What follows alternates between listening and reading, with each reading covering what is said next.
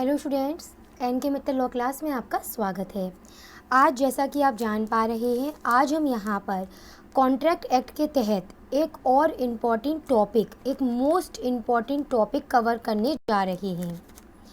आज हम यहाँ पर बात करेंगे फ्री कंसेंट के रिगार्डिंग। आज हम यहाँ पर बात करेंगे फ्री कंसेंट के बारे में। जैसा कि आप जानते ही हैं, सेक्शन 10 जो कि वैलिड कॉन्ट्रैक्ट के एसेंशियल के बारे में बताता है। मैं आपको प्रीवियस लेसन में भी इस बारे में बता चुकी हूँ कि कोई भी एग्रीमेंट एक वैलिड कॉन्ट्रैक्ट कब बनता है, जब उसमें सेक्शन 10 के बताए गए एसेंशियल्स कंप्लीट होते हैं। Free consent, competency of parties, lawful consideration, lawful object and not expressly declare to be void. आपको पता होगा कि कॉम्पिटेंसी ऑफ पार्टीज से रिलेटेड एक लेसन हम अभी प्रीवियस क्लास में ही कंप्लीट कर चुके हैं। आज के लेसन में हम यहाँ पर बात करेंगे फ्री कंसेंट के बारे में। आज हम क्या बात करेंगे आज के लेसन में? आज हम फ्री कंसेंट को एक्सप्लेन करेंगे। तो चलिए फिर अपनी क्लास आज की स्टार्ट करते हैं। सबसे पहले हम बात करेंगे यहाँ पर कंसेंट के बारे में। सबसे पहले हम बात करेंगे सहमति के बारे में। देखिए, बहुत सिंपल तरीके से आप इसे समझिए। ए है, उसके पास में एक्स और वाई, दो तरह की उसके पास में कार हैं, एक्स और वाई। यहाँ पर वह अपनी एक्स कार को बी को 10 लाख रुपए में बेचने का ऑफ़र करता है और बी भी इस एक्स वाली कार को ही खरीदने को एक्सेप्ट करता है। इसका मतलब हम ये कह सकते हैं कि यहाँ इस कंडीशन में जो ए और बी हैं, उन दोनों की जो सहमति है, उन दोनों की सहमति है इस मामले में, उन दोनों की सहमति है, मतलब same thing in same sense. मतलब यह है कि जब ए अपनी एक्स कार को बेचने की बात कर रहा है 10 लाख रुपए में, तो जो बी है वह भी इस एक्स कार को ही खरीदने की बात कर रहा है, वो भी 10 लाख रुपए में। क्लियर है? इसका मतलब यहाँ पर यह कहा जा सकता है कि जो कंसेंट है उसका मीनिंग क्या होता है, जो कि सेक्शन 13 में बताया गया है, same thing in same sense. पर अब एक और एग्जाम्पल समझना इसी में। ए है और उसके पास एक्स और वाई, वही दो कार हैं। अब यहाँ पर ए एक्स कार को 10 लाख रुपए में बी को बेचने के लिए कहता है, पर बी वाई कार को खरीदने के लिए, वाई कार को खरीदने की समझता है। बी समझता है कि ए अपनी वाई कार उसको बेच रहा है, जबकि असलियत में ए एक्स कार को बेचने का ऑफ़र कर रहा है। तो क्या यहाँ पर ए और बी की सहमति है? क्या यहाँ ऐसे मामले में आप कह सकते हैं यहाँ पर same thing in same sense यह रूलिंग अप्लाई कर रही है? नहीं कर रही है। इसलिए कंसेंट का होना आवश्यक है। पर केवल कंसेंट का होना ही आवश्यक नहीं है, बल्कि उसका फ्री होना बेहद ज़रूरी है। फ्री कंसेंट होना चाहिए और free consent Indian contract act के सेक्शन 14 में बताया गया है। अब फ्री कंसेंट क्या होता है? देखिए, एक सिंपल एग्जाम्पल से हम बात करेंगे इसमें। ए और बी दो पार्टी हैं। यहाँ पर ए के पास एक डीवीडी प्लेयर है और ए उस डीवीडी प्लेयर को 5,000 रुपये में बी को बेचना चाहता है और बी भी इसे 5,000 रुपये में ख़रीदने को तैयार है। यहाँ पर आप कैसे कह सकते हैं कि जो सहमति है ए और बी, जितनी भी पार्टीज़ होती हैं उन सभी की, वह फ्री कंसेंट है? तो आपका आंसर होगा पार्टीज़ की सहमति फ्री कंसेंट तभी कही जाएगी जब उनके द्वारा दी गई सहमति कोअर्सन, अनडू इन्फ्लुएंस, फ्रॉड, मिसरिप्रेजेंटेशन और मिस्टेक से इफेक्टेड नहीं होगी, तभी आप कह सकते हैं कि पार्टीज़ की सहमति फ्री कंसेंट मानी गई है। अब हम सबसे पहले यहाँ पर एक एक करके इन सभी पॉइंट्स को क्लियरिफाई करेंगे। चलिए ठीक है। सबसे पहले हम बात करेंगे यहाँ पर कोअर्सन की। कोअर्सन, जिसको इंडियन कॉन्ट्रैक्ट एक्ट के सेक्शन 15 में डिफाइन करा गया है। देखिए, आपको सेक्शन याद रखने बेहद ज़रूरी हैं इसमें, जिसको कोअर्सन को सेक्शन 15 में बताया गया है। मैं आपको सिंपल एक एग्जाम्पल इसका दूंगी, आप बिल्कुल समझ जाएंगे। देखिए क्या था, ए है, उसके पास में एक वॉल क्लॉक है। ए के पास में एक वॉल क्लॉक है। अब समझिए, ए के पास में एक वॉल क्लॉक है। वॉल क्लॉक की कीमत रही होगी 5 लाख के आसपास। यहाँ पर जो बी है वह इस वॉल क्लॉक को ख़रीदना चाहता है, पर ए इस वॉल क्लॉक को बेचने को तैयार नहीं है। यहाँ पर बी इस ए को यह धमकी देता है कि अगर, यहाँ पर बी इस ए को थ्रेट करता है कि अगर ए ने इसको वॉल क्लॉक नहीं बेची तो फिर वह ए को हार्म पहुंचाएगा, मतलब उसे वह हानि पहुंचाएगा। और एक बात मैं आपको बता दूं, किसी को हार्म पहुंचाना मना है। यह किस तरह का एक्ट है? ये एक ऐसा एक्ट है जो कि इंडियन पीनल कोड के तहत, भारतीय दंड संहिता के तहत मना है, जिसके बारे में सेक्शन 15 की। अब आप एक बार डेफिनेशन रीड करिए, आपके पास नोट होगी आपकी बुक में। ध्यान से सेक्शन 15 की इस डेफिनेशन को आप रीड करिए, जिसमें क्या कहा गया है। इस एग्जाम्पल से डेफिनेशन काफ़ी हद तक क्लियर हो रही है कि यदि कोई व्यक्ति ए है, वह बी, ए और बी दो पार्टी हैं, इसमें बी ए को धमकी देता है कि वह ए को हार्म पहुंचाएगा। ए के अगेंस्ट ऐसा कोई कार्य करने की धमकी देता है जो कि आईपीसी के तहत फॉरबिडन है, मना है। और इस धमकी के तहत आकर अगर ए अपनी सहमति देता है, तो क्या आप ए की सहमति को फ्री कंसेंट की कैटेगरी में लेकर जाएंगे? नहीं, तब वहाँ पर ए की सहमति फ्री कंसेंट में नहीं जाएगी, बल्कि सेक्शन 19 के तहत यह voidable at the option of A होगा, बल्कि यह वॉइडेबल माना जाएगा इसको at the option of A. चलिए एक और हम इसी में आपको एग्जाम्पल बताते हैं। यस, वो इससे रिलेट करता है। एक एग्जाम्पल है, आपकी बुक में भी होगा, आप देखिएगा एग्जाम्पल क्या है। यहाँ पर एक एजेंट है और एक प्रिंसिपल है।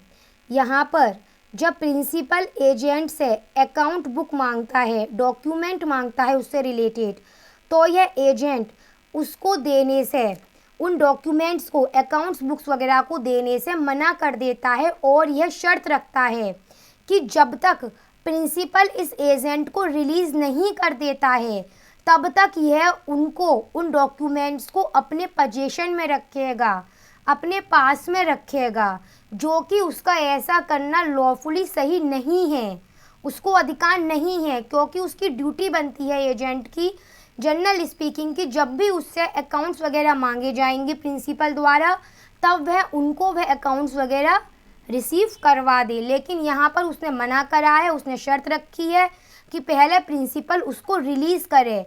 अगर ऐसी कंडीशन में प्रिंसिपल उसकी बात मानता है तो यहाँ पर प्रिंसिपल के द्वारा दी गई सहमति फ्री कंसेंट नहीं मानी जाएगी, बल्कि कोअर्सन पर बेस मानी जाएगी। और इन सबको करने का मेन पर्पस क्या था भाई? आपको अभी याद होगा, मैंने अभी आपको एक एग्जाम्पल दिया था ए और बी का वॉल क्लॉक वाला। मैंने अभी आपको एग्जाम्पल दिया था कि ए के पास में एक वॉल क्लॉक है, जिसकी कीमत 10 लाख रुपए के करीब मानते हैं। बी इस वॉल क्लॉक को खरीदना चाहता है। बी यहाँ पर धमकी देता है कि अगर ए ने इसे यह वॉल क्लॉक नहीं बेची तो यह इसको हार्म पहुँचाएगा। यहाँ पर ऐसा सब कुछ करने का मेन मकसद क्या था, मेन इंटेंशन क्या था बी का, कैसे भी कर उस ए को इस एग्रीमेंट में लेकर आना, यह यहाँ पर इसका मेन मकसद रहा था। तो आई थिंक आपको कोअर्सन का मीनिंग क्लियर हो चुका है। यहाँ पर एक बात इसमें और नोटेट कर लीजिएगा, दे रखी गई है परिभाषा में ही, यह वाला पॉइंट भी इसमें नोट कर लीजिएगा कि जिस जगह पे कोअर्सन किया जाता है इस बात से कोई फ़र्क नहीं पड़ता है कि उस जगह पर आईपीसी एप्लीकेबल है या नहीं है। अगर वहाँ पे कोअर्सन किया गया है तो वह अपने आप में वॉइडेबल ही माना जाएगा। चलिए, आपका यह वाला पॉइंट क्लियर हो चुका है। चलिए आगे चलते हैं। अब हम बात करते हैं अपने सेकंड पॉइंट की, जो कि रिलेट करता है अनड्यू इन्फ्लुएंस से। किससे रिलेट करता है? अब सेक्शन फिर से अपनी अच्छी तरह से हमें कवर करने हैं। सेक्शन 14 फ्री कंसेंट को बताता है, सेक्शन 15 कोअर्सन को बताता है और सेक्शन 16 अनड्यू इन्फ्लुएंस के बारे में बताता है। अब अनड्यू इन्फ्लुएंस क्या है, यह हम आपको पहला एक एग्जाम्पल क्रिएट करते हैं, फिर इसकी परिभाषा को क्लियर करेंगे। देखिए, ए है मास्टर की पोजीशन में, ए मास्टर की पोजीशन में है और बी सर्वेंट की पोजीशन में है। यहाँ पर सर्वेंट के पास में एक साइकिल है, साइकिल की कीमत 2000 के करीब है। यहाँ पर यह मास्टर, इतना समझ में आ रहा है कि यह मास्टर जो है वह डोमिनेट पोजीशन में है। किस पोजीशन में है? यहाँ पर जो ये मास्टर है वो ऑफकोर्सली, एक सेकंड, यस, यहाँ पर जो ये मास्टर है वो ऑफकोर्सली डोमिनेट पोजीशन में है। डोमिनेट पोजीशन में है मतलब यह है कि जो ये मास्टर है यहाँ पर वो इस बी सर्वेंट की साइकिल जो कि 2000 रुपये की है उसे केवल 200 रुपये में ख़रीदना चाहता है। यहाँ पर यह जो मास्टर है वो इतनी, उसकी जो पोजीशन है वो इस तरह की है, वो कहीं ना कहीं यहाँ पर ए और बी के बीच में इस तरह का रिलेशनशिप है कि वो कहीं ना कहीं बी की इच्छा को डोमिनेट कर सकता है। और अगर ऐसे में बी अपनी सहमति देता है तो यहाँ पर उसके द्वारा दी गई सहमति फ्री कंसेंट में नहीं जाएगी, बल्कि उसकी सहमति अनड्यू इन्फ्लुएंस से इफेक्टेड मानी जाएगी। और अगर पार्टीज़ के बीच में जो सहमति प्राप्त की जाती है अगर वह अनड्यू इन्फ्लुएंस से रिसीव की जाएगी तो इस प्रकार का रिजल्ट होगा कि वह वॉइडेबल होगी। सेक्शन 19A के तहत उसको वॉइडेबल माना जाएगा। परिभाषा को और क्लियर कर लीजिए, यही हमने एसेंशियल बताए थे। इसके पार्टीज़ के बीच में एक रिलेशन है, मास्टर और सर्वेंट का रिलेशन है। यहाँ पर एक पार्टी दूसरी पार्टी को डोमिनेट करने की पोजीशन में है। अब आप ये कैसे कह सकते हैं कि एक पार्टी दूसरी पार्टी को डोमिनेट करने की पोजीशन में है? इस आधार पे कह सकते हैं कि उनके बीच में एक ऐसा रिलेशनशिप है जिसमें एक पार्टी ऑथोरिटी की पोजीशन में प्रस्तुत हो रही है। उनके बीच में इस तरह का रिलेशनशिप है, मतलब ऐसा रिलेशनशिप जो कि ट्रस्ट और कॉन्फिडेंस पर बेस है, जैसे कि मास्टर और सर्वेंट का रिलेशन हो गया, डॉक्टर और पेशेंट का, क्रेडिटर और डेब्टर का रिलेशन हो गया, और भी कई इसमें इंक्लूडेड हो सकते हैं। और सबसे एक अहम बात, कई बार ऐसा भी हो सकता है, कई बार ऐसा भी हो जाता है कि एक व्यक्ति अपनी बीमारी की वजह से या फिर अपनी बढ़ती हुई एज की वजह से, मेंटल डिस्ट्रेस की वजह से इतना नहीं समझ पाता है और सामने वाले व्यक्ति से प्रभावित हो रहा होता है। सामने वाला व्यक्ति इस पोजीशन में आ रहा होता है कि वह उसकी इच्छा को, उसकी विल को डोमिनेट कर सकता है। मैं आपको इसका एक एग्जाम्पल क्लियर करती हूँ, अभी बताती हूँ, एक सेकेंड, यस। एग्जाम्पल समझिए, जैसे कि ए है, ए यहाँ पर एक डॉक्टर की पोजीशन में है, बी उसका पेशेंट है, ठीक है। डॉक्टर ने, ए ने इस बी का इलाज किया और उसके बदले में बी ने अपनी सारी संपत्ति उसको दे दी। It is possible? क्या ये पॉसिबल था? बाद में पता चलता है, यहाँ पर इस संबंध में इसमें यह पता चलता है कि यहाँ पर जो बी है उसे थोड़ी परेशानी थी, वह मेंटली डिस्ट्रेस था। अपनी बढ़ती हुई उम्र की वजह से वो बहुत ज़्यादा उस ए से प्रभावित हो रहा था, और उस केस में जो ए था वो कहीं ना कहीं इस डोमिनेट पोजीशन में था कि वह बी की विल को, बी की इच्छा को प्रभावित कर सकता था। उनके बीच में ऐसा रिलेशन था जो कि ट्रस्ट और कॉन्फिडेंस पर बेस्ड था। इसीलिए यहाँ पर बी के द्वारा अपनी संपत्ति दिए जाने की जो सहमति दी गई है यहाँ पर इस संबंध में, वो ऑफकोर्सली कहीं से भी फ्री कंसेंट पर बेस नहीं है, वो अनडू इन्फ्लुएंस पर बेस मानी जाएगी।